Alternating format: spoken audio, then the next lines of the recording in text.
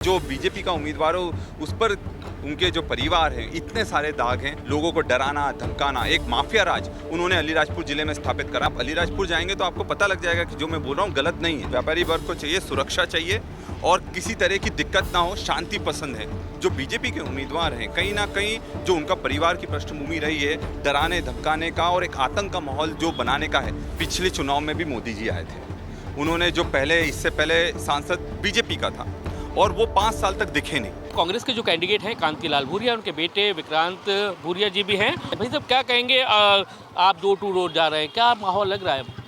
देखिए आज तो मतदान का दिन है और जहाँ भी हम जा रहे हैं बहुत ज़्यादा एक पॉजिटिव रिस्पांस मिल रहा है, क्योंकि जिस तरह से ये जो कांतिलाल भूरिया जी का जो कार्यकाल रहा है, जो 45 साल की उनकी राजनीति थी, कहीं ना कहीं एक भी दाग उन पर नहीं था। और जो बीजेपी का उम्मीदवार हो उस पर उनके जो परिवार हैं इतने सारे दाग हैं। और जिस तरह की जो पूरी एक शीट हमने जारी करी थी और जिस तरह से लोगों को डराना धमकाना, एक माफिया राज उन्होंने अलीराजपुर ज़िले में स्थापित करा। हम नहीं चाहते कि पूरा लोकसभा उसकी चपेट में आए और इसी को लड़ाई लेकर जब हम उनके पास गए तो कहीं ना कहीं आज वो पॉजिटिव रिस्पॉन्स मिल रहा है। और व्यापारी वर्ग हो, युवा वर्ग हो, बुजुर्ग हो, हर वर्ग का व्यक्ति इस चीज़ को समझ रहा है कि इस बार बीजेपी को अगर जिताया तो कहीं ना कहीं संविधान खत्म हो जाएगा। आपने तो कुछ शब्दों का ऐसा प्रयोग किया, डाकू तक बता दिया, ऐसा क्यों? मैंने गलत नहीं बोला ना। आप अलीराजपुर जाएंगे तो आपको पता लग जाएगा कि जो मैं बोल रहा हूँ गलत नहीं है, वो बिल्कुल सही है। जो मैं बोल रहा हूँ वो बिल्कुल सही है।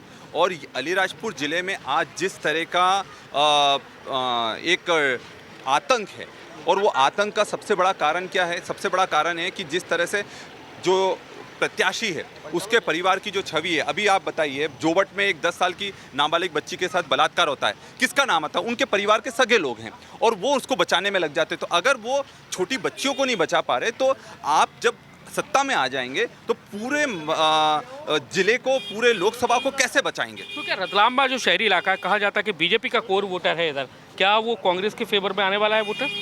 निश्चित तौर पर आप है ना, कहीं भी कोई भी जगह चले जाएं, व्यापारी वर्ग से बात कीजिए। व्यापारी वर्ग को चाहिए सुरक्षा चाहिए और किसी तरह की दिक्कत ना हो, शांति पसंद है। पर जो बीजेपी के उम्मीदवार हैं कहीं ना कहीं जो उनका परिवार की पृष्ठभूमि रही है डराने धमकाने का और एक आतंक का माहौल जो बनाने का है, वो कहीं ना कहीं रतलाम वासियों को हजम नहीं हो रहा है। और इस बार निश्चित तौर पर पूरा रतलाम भूरिया जी के पक्ष में और कांग्रेस के पक्ष में मतदान करेगा। लगता है कि वोटिंग परसेंटेज जो बढ़ रहा है तो वो कितना फेवर में है? क्योंकि कहा जाता है कि सत्ताधारी पक्ष के फेवर में रहा जाता है, लेकिन कांग्रेस के फेवर में कैसे लग रहा है आपको ये? देखिए, परिवर्तन का है, जहाँ परिवर्तन होता है लोग बढ़ चढ़ कर मतदान भी करते हैं। और कहीं ना कहीं जिस तरह से एक नाराज़गी है भाजपा के खिलाफ, जो नाराज़गी है केंद्र सरकार के खिलाफ, जो नाराज़गी है वो निकलते हुए हमको दिख रही है। लेकिन मोदी जी तो कहते हैं ये देश के लिए चुनाव है, देश को अगर सुरक्षित रखना है, आतंकवाद से कई सारी चीज़ें ऐसी लेकर वो आ रहे हैं, तो क्या लगता है कि जनता पसंद करेगी? आप तो संविधान बचाने की बात कर रहे हैं। देखिए, पिछले चुनाव में भी मोदी जी आए थे, उन्होंने जो इससे पहले सांसद बीजेपी का था और वो 5 साल तक दिखे नहीं और जनता इतनी नाराज़ थी कि उसको कैंडिडेट को बदलना पड़ा उनको। तो यही गारंटी थी क्या नरेंद्र मोदी जी की? जो आप नया चेहरा दो, वो काम नहीं करे 5 साल, फिर नया चेहरा दे दो, ये कोई गारंटी नहीं होती। ये चीज़ काम चलाना होता है और जनता इस चीज़ को समझ गई है, इसलिए इस बार उनकी बातों में नहीं आएगी। एक लाइन में बस लास्ट सवाल, क्या कांतिलाल भूरिया जी को आदमी क्यों पसंद करे, क्यों वोट दे?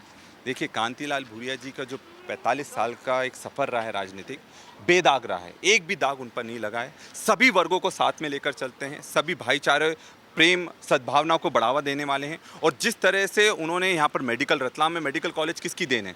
उनके कार्यकाल में मेडिकल कॉलेज बना। जो रेल रीति रुकती हैं उनके कार्यकाल में हुआ। झाबुआ अलीराजपुर में जितना भी विकास हुआ है, चाहे वो हॉस्टल हो, चाहे स्कूल हो, कॉलेज हो, रोड हो, ये सब उनके कार्यकाल की देन है। और कहीं ना कहीं उनका जो चेहरा है वो सभी वर्गों का पसंदीदा चेहरा है। तो आप देख सकते हैं विक्रांत भूरिया जी हैं और जैसा कि उनका दावा है कि कांग्रेस के पक्ष में माहौल है, लेकिन नतीजे 4 जून के बताएंगे कि इस बार लोकसभा सीट में कांग्रेस आती है या फिर बीजेपी। कैमरामैन राजकुमार कुशवाहा के साथ नासिर गौरी, IBC 24, रतलाम लोकसभा सीट।